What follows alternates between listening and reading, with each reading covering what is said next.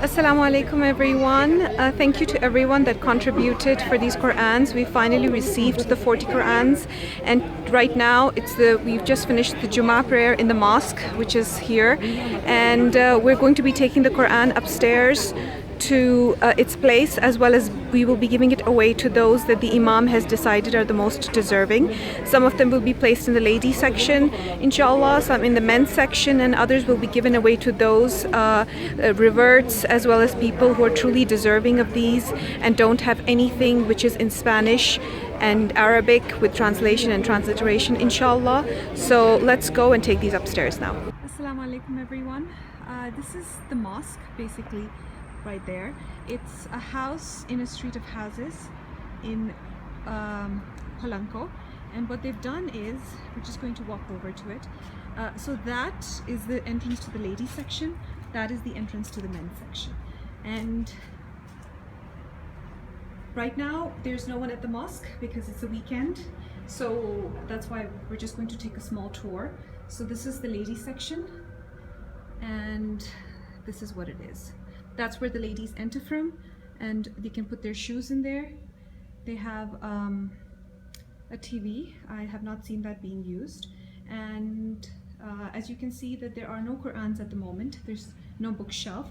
There's the water facilities, and that's the place to do wudu.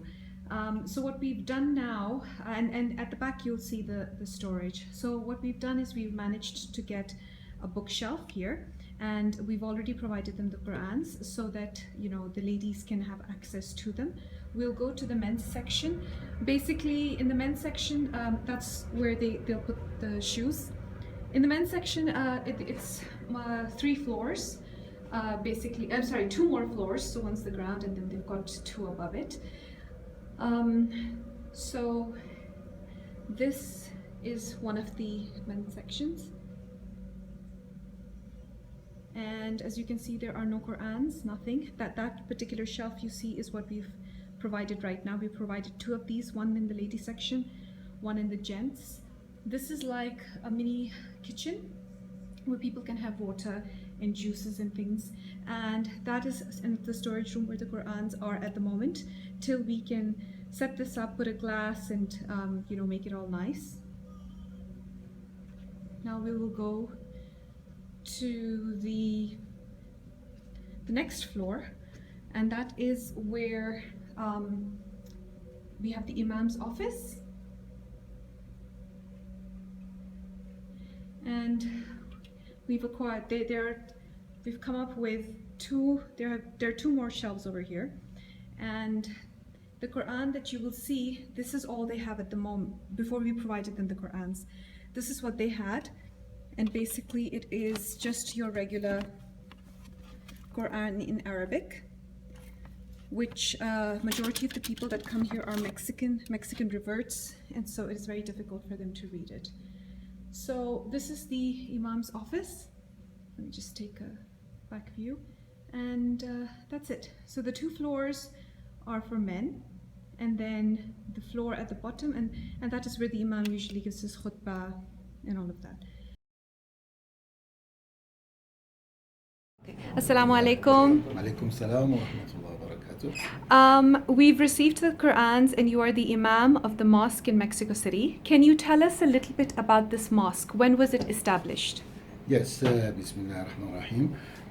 My name is Said Al-Wahabi, and when I came here in 1994. And the first, in order to establish this called Centro Educativo de la Comunidad Musulmana, we used to pray first in Pakistan Embassy, very small room, and then after that, because the community was growing, and then we moved on to one avenue. I would say this is also very close to another church, and after that, we decided in October 2001 to come here, and it was just a small house. We got together, praying together. We had just like 1 floor, and then behind we had even ladies, and downstairs also. But after that, we decided to collect money in order to have this building that is of 3 stores. One now is for sisters, and 2 floors now for men. And it in 2012 that we came back again, because from 2001 we've been just working hard and collecting some money from the community. We have just a box. We don't have any other like sources that can come money from any other part, and just no one as the headquarters, the ones who are supervising and administrators here, they are not receiving anything from It's voluntary. This is just Okay. So alhamdulillah, this is from that time this Centro Educativo has been growing, and even today, as you see, every Friday 3 people, 2 people, sometimes the whole family embraces Islam. So we believe, and they need Quran now. That was actually my next question, is that in 1 month, can you give me a number of how many people take Shahada here? In 1 month, well, I would say in 1 week, and then we can just maybe take out the figures. But generally, like minimum 2 to 3 every Friday. MashaAllah. That is amazing. That is absolutely and sometimes, amazing. as I say, the whole family, and other time it doesn't go below 2. Like even today. Inshallah. And are these people usually Mexicans that take Shahada, or are they usually Mexicans or some other nationalities? Most of them are Mexicans. Okay. And and most of them are sisters. Yeah. And now young boys, also, Nice. and young girls. So we have seen now that it's not just restricting, but for just like many years ago, we had many sisters more than men. Yeah. But now we have more. So these people, they are just Mexicans, and so they cannot read Arabic. And so that's why they have difficulty reading the Quran after they take the Shahada. Definitely, because it's very difficult for them to learn even Arabic, even English. Let's talk about English, which is considered to be the second language here in Mexico. Not all of them just master English. They can just say basic things and daily. So when we teach about Arabic, and when we start to tell them about the letters in Arabic, it looks like Chinese to them, and very hard, especially when we talk about the 6 sounds, the 6 letters that come from glottalies. For example, like a, ha, ha, kha, ra, a. Very hard. So they get very confused. They get very confused, and they don't know whether the sound comes from the chest or from stomach or where. This is an important point. So I think now with the Quran. Yes. And with the Qurans, I don't know. I just to confirm how many Qurans. Qurans that we've given to you are 40 Qurans, basically. This is all we could get at this particular point in time, but inshallah we hope to provide more. So these Qurans have translation and transliteration in Spanish to help these people. So what are you going to do with these Qurans?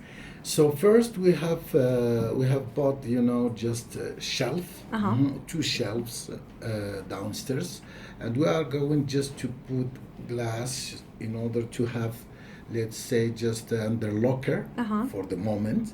But there must be some that we should give away. We should give to people, because if we notice that like some sisters and some brothers are really, warm, I would say, readers, which means they read a lot, and we understand them.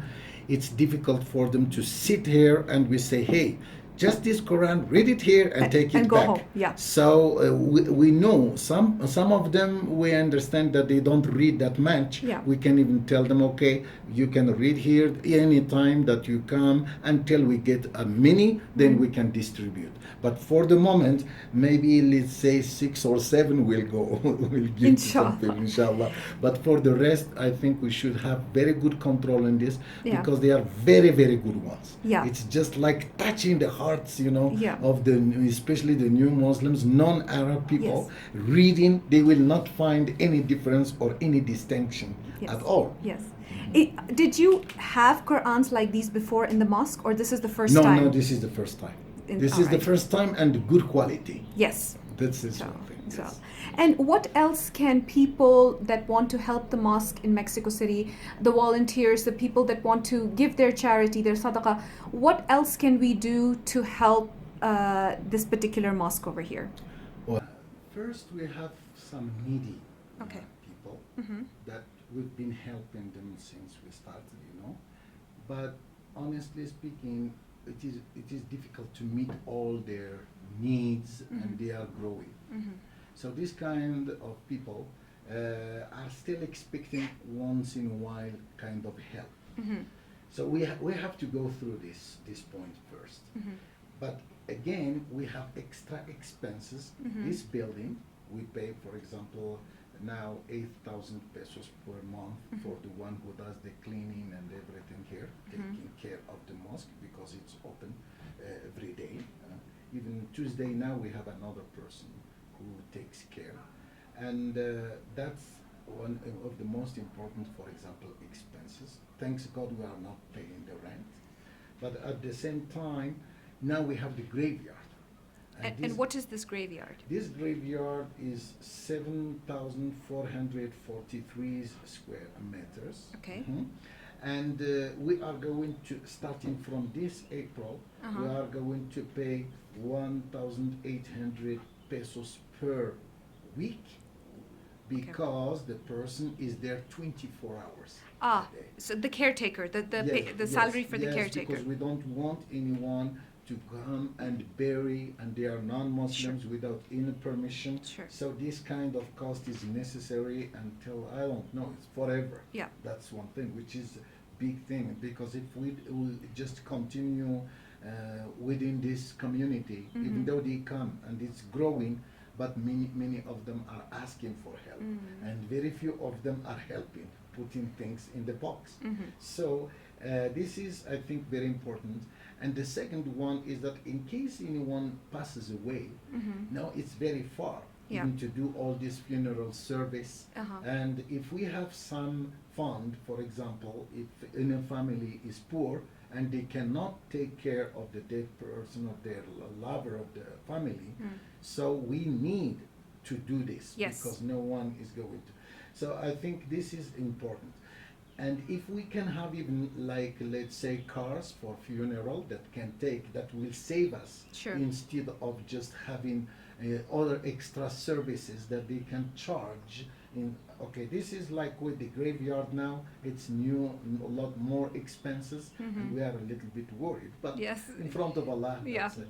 The thing is that this mosque now is growing, as you see, and some, just pray the stairs, and it's not enough for the people. Maybe 1 year or 2 years more, if we don't have a big mosque, then we are going to have some trouble with many people just by receiving them.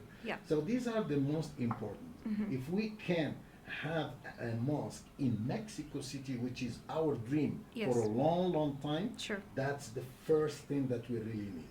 Plus these expenses, I said, for the graveyard, which is really not something easy. So we have to reconsider this kind of expenses. And if those people who have had the habit of receiving the money, and we stop them under these costs, they will say, what's going on with these people? They are just receiving the donation, and they are not giving us anything anymore. Yes, true. So we need to keep the needy people to Inshallah. Thank you so much for your time. Thank you. And I really hope that the Qur'ans will be very helpful, and we can do more for you in the future, and inshallah. We thank you so much, and I thank all the people who have done, this kind of help, that Allah will reward them double and double, Inshallah. Rewarding, because whenever you hide even the name and this, it will have more blessing about the things that they are collaborating, and I really understand that, and we ask Allah to reward everybody, and reward you also being the head and the coordinator between the people who have been helping, and you. So we thank you so much. Thank you, inshallah. Jazakumullah. Thank you.